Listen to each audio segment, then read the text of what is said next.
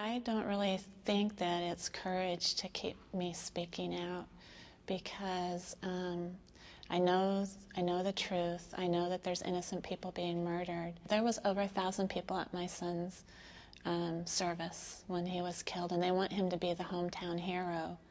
But they have turned their backs on me, and it's really hard.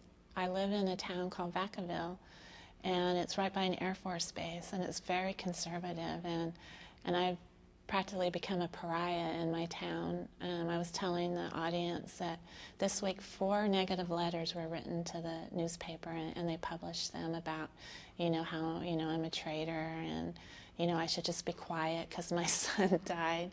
My son died to make America free, but I should be quiet. But I wrote a letter to the editor yesterday, and I just said, what I'm doing is right, and you can write all the letters to the editor you want, and it's not going to make me stop. Because I know what I'm doing is right, and I know my son wants me to do it. One guy said that I was spitting on the graves of millions of Americans who have died in war by what I'm doing. And it is really hurtful, but, that nobody's going to stop me. What are they going to do, kill me? They've already done something worse. There's a lot worse things than dying. This country is a good country, but this country's not the greatest country on earth.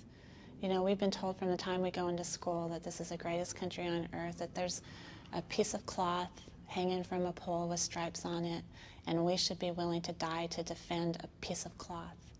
And our country is founded on murder. As soon as we stepped on this continent, we started murdering people. We've had the stain of slavery. We've almost exterminated our native population.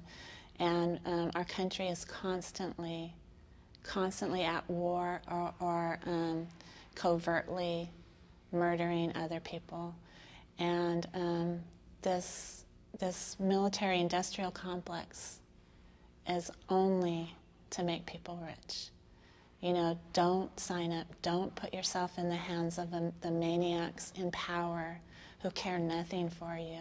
They care nothing for you. They care nothing for your family.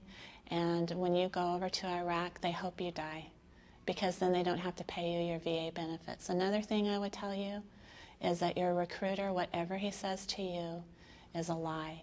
He's only telling you this to get you to sign up because he has quotas to make, and he doesn't care about you either. And the last thing I would say is, don't do it to your mom.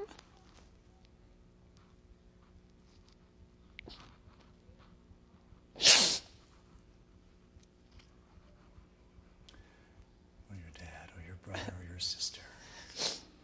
Yeah, but I'm the mom, so yeah, don't do it to us.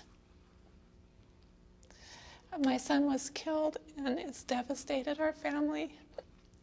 Don't do that to your family. Please.